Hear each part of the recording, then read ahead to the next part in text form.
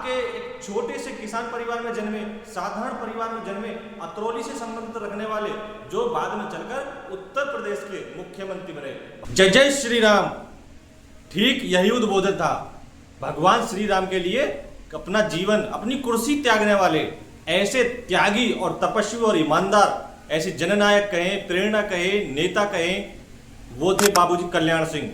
जब अपनी इस मृत्यु की सरसैया को वो अपने इस जीवन की त्याग रहे थे तो अस्पताल में भी उन्होंने दोनों हाथ खड़े करके यही नारा दिया था। और आप जानकर आश्चर्यचकित हो जाएं कि लोग सत्ता में कुर्सी को पाने के लिए क्या क्या नहीं करते, कैसी योजनाएं नहीं बनाते। लेकिन वहीं पर एक तरफ उत्तर प्रदेश में आपके एक छोटे से किसान परिवार में जन्मे, साधारण परिवार में जन्मे, अतरौली से संबंधित रखने वाले, जो बाद में चलकर उत्तर प्रदेश के मुख्यमंत्री बने भारतीय जनता पार्टी से।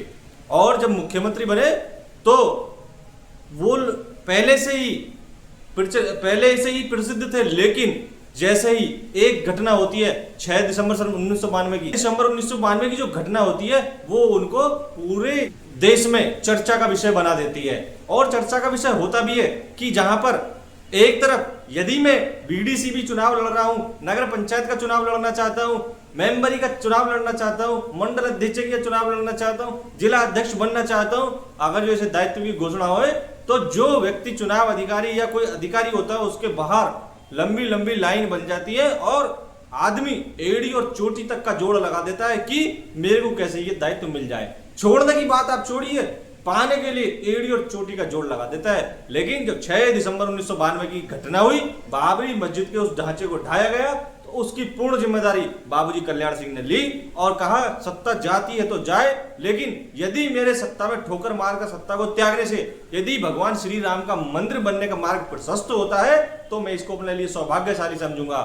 दूसरा, उन्होंने इस घटनाक्रम में ऐसा नहीं किसी को दोषी ठहराया। इतना बड़े दिल वाला, हृदय वाला भी और इतना मजबूत और इतने पक्के इरादा वाले व्यक्ति भी आज आपको वर्तमान समय में भी राजनीति में देखने को नहीं मिलेगा, जैसे हमारे बाबूजी कल्याण सिंह थे।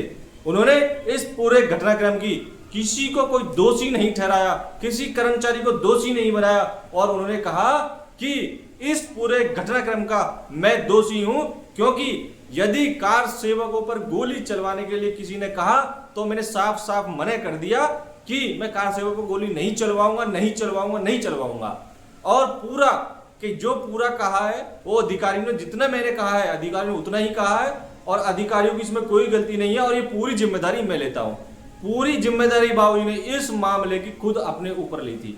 ऐसा व्यक्ति आपको शायद आज के समय में देखने को मिल जाए। जैसे ही आप चलते हैं, उन्होंने कई अनेक कार्य किए। आपने गुंडों का देखेंगे, उस समय जब सरकार थी तो गुंडे भी लोग डरते थे। शिक्षा व्यवस्था को कैसे सुधारा, किसानों की व्यवस्था को कैसे सुधारा, और वो आम जन से लोग बात करते थे। और ऐसा निजी जीवन में उनसे लोग मिलने वाले बताते हैं कि वो अपने साथ कार्य करने वाले, पहले लोग कार्य करने वाले लोगों से वो बाई फेस बाई नेम ऐसा जानते थे। तो ऐसा नेता वर्तमान के समय में मेरे को लगता है मिलना मुश्किल है। हालांकि बहुत आते हैं और बहुत जाते हैं, लेकिन सत्ता के लिए आपने कोई ऐसा अनूठा उदाहरण देखा हो कि अपनी सत्ता को ठोकर मार दियो, लेकिन भगवान श्री राम का मंदिर प्रशस्त होना चाहिए। ऐसा किसी ने यदि सत्ता को ठोकर मारी हो, अपना दायित्व त्यागा हो, मुख्यमंत्री पद का तो बहुत बड़ी बात है, जिले स्तर का भी त्याग हो, ढूंढने से भी आपको नहीं मिलेगा। ऐसे हमारे महापुरुष थे। 22 दिसंबर हिंदू गौरव के दिवस में रूप में मनाया जाता है। गुंडे मवाली शहर छोड़ चुके थे, शरीफ बन चुके थे और उनको उनकी जगह पहुंचाने का बाबूजी ने काम किया था। और अंतिम समय में भी जब वो राज्यपाल थे तो उन्होंने गार्ड ऑफ ऑनर का ये जो प्रक्रिया चली आ रही थी, राज्यपाल होने के पर जो दिया जाता था, उसको भी उन्होंने समाप्त किया। शिक्षा के क्षेत्र में सुधारने का काम किया। और यहां तक कि बताते हैं कि जो वर्तमान सरकारें हैं उनके भी जो अपने बड़े बड़े चाणक्य लोग हैं, उनको भी यदि भारतीय राजनीति में उत्तर प्रदेश से होने का जो रास्ता निकल के जाता है उसमें गुरु मंत्र देने का काम हमारे बाबूजी ने किया। और आज हमको बड़े गर्व के साथ कहना चाहिए कि ऐसे हिंदू धर्म में ऐसे योद्धा हुए कि उन्होंने सत्ता को प्राथमिकता ना देते हुए भगवान श्री राम के आदर्शों को प्राथमिकता दी। ऐसे लोग आपको बहुत कम मिलेंगे। मैं तो कह रहा हूं बाबूजी के अलावा बहुत कम लोग आपको हैं। बाबूजी के अलावा किसी ने ये काम किया नहीं। तो 22 अगस्त को वो उनका निधन हुआ था और ऐसे परम राम भक्त के नाम पर सभी लोग मिलकर हिंदू गौरव दिवस मनाते हैं। और हिंदू गौरव दिवस मनाने के साथ साथ यदि उनके जीवन में हम कुछ प्रेरणा ले सकें तो हमको लेनी चाहिए कि इतना सत्ता में होने के बावजूद, इतनी क्षमता होने के बावजूद, इतनी सत्ता में शक्तियां होने के बावजूद भी कभी उन्होंने अपने परिवार को राजनीति में आगे बढ़ने के लिए कभी प्रेशराइज किसी पे नहीं किया। तो यदि बाबूजी के पद चिन्हों पर चलकर यदि हम उनके जीवन के 1% हिस्से का भी उनका अनुकरण करेंगे तो असली गौरव दिवस मनाने का हमारा मकसद पूर्ण हो जाएगा। असली हिंदू गौरव दिवस वही होगा कि सबसे पहले हम त्याग की भावना भी हम यदि ले आए तो मैं मानता हूं बड़ी बड़ी सभाएं करने से बेहतर है कि ये भी होनी चाहिए, मैं इनका विरोधी नहीं हूं, ये भी होनी चाहिए, अच्छा संदेश जाना चाहिए। अगर जो उनका एक संदेश हम लोग मान लें कि उन्होंने सम्मान की खातिर, भगवान की खातिर कुर्सी को लात मार दी, संदेश साफ था कि हमारे लिए सत्ताएं, राजनीति सब बाद में है, हमारे लिए हमारा सम्मान, हमारा गौरव ये सबसे पहले है। हर व्यक्ति को भी ऐसा ही हमारे अंदर सोच रखनी चाहिए और ऐसा ही रखना चाहिए।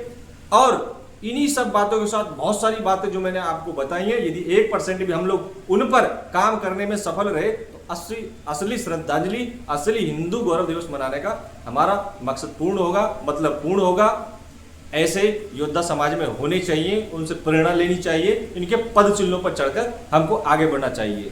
मेरी वीडियो को देखने के लिए, यहाँ तक मेरा समर्थन करने के लिए और इसी प्रकार की और वीडियो देखना चाहते हैं तो मेरे चैनल को आप सब्सक्राइब करिए, वीडियो को लाइक कीजिए, अच्छी लगती है तो शेयर करना ना भूलिए। भारत माता की जय। जय श्री राम।